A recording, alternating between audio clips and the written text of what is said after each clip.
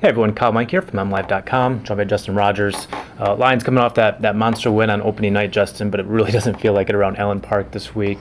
Lions dealing with two significant injuries. Bill Bentley out for the year at nickelback. That news came out yesterday. Today the news is out that Corey Hilliard's also out for the year with a Liz Frank, which you broke on Twitter. And that's a big injury for the Lions too, especially when you consider that Adrian Waddle also is hurt right now with a calf injury. I'm not expecting him to play this week. No, we've seen him on crutches. Yeah, and he wasn't at practice today. But I mean, not even in street clothes. He wasn't there at all. And so the Lions have two serious injuries they're dealing with going into this week's game against Carolina. Which of these injuries concerns you more? If you're just looking at 1 week, I think obviously look at that right tackle spot with Carolina's great front four, but long term, knowing that Bill Bentley is out for the entire season, I think the nickelback spot is a greater concern. Lions brought in another free agent this week. They brought in Demetri Patterson, pretty good nickelback prospect, but he was a guy that's got some character risk. He disappeared from New York Jets training camp this year for a little while. So you don't know what you got there. So the team's going to lean on Nevin Lawson right away. There are people in this organization that like Lawson more than Bentley.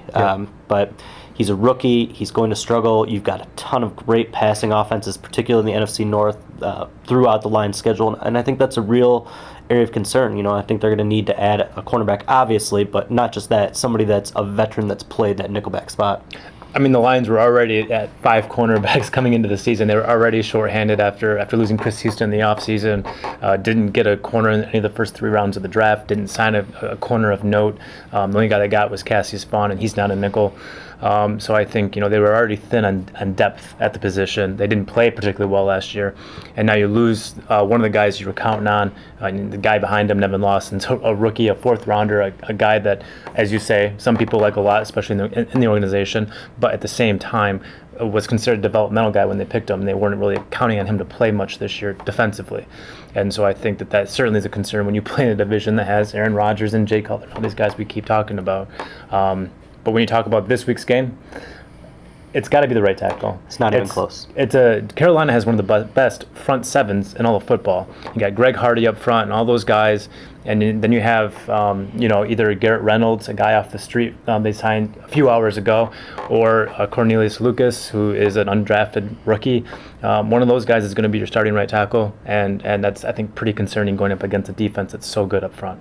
So many people want to think Cornelius Lucas is going to be the next Later and Waddle just step in, and people have to realize Waddle's case was a very unique one. It's very rare to see success at that level, of that high of a level, as an undrafted rookie, and he, that's not necessarily going to be recreated by Lucas just because they followed a similar path through the Big 12. They're on the Lions. It just doesn't work that way. A couple years ago, Greg Hardy joked that his goal was 50 sacks in a season. Well, Lions might give him 6 this week if they can't figure out this right tackle situation. I asked Matthew Stafford if he feels he's got to get rid of the ball quicker this week, and he said it's definitely going to be a focus. They'll still take their shots downfield, but look for a lot of quick passes. They've got to neutralize that pass rush to cover up their inadequacies up front. Yeah, they'll need more out of Reggie Bush and Joik Bell. Those guys didn't do much of anything.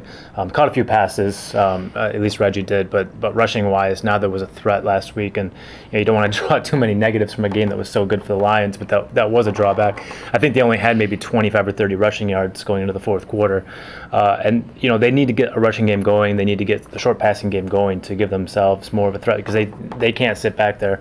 Matthew Stafford can't sit back there when you've got so many question marks at right tackle and you've got one of the best defensive lines in football bearing down on you. And I guess that's one of the underrated losses of the right side. That's where they ran the ball so effectively last year. Behind Larry Warford. With Warford. Yep.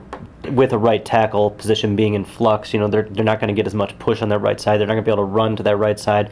It's going to make their offense a little bit more predictable. You mentioned the backs being in the passing game. I expect to see more screens this week, taking advantage of the aggressiveness.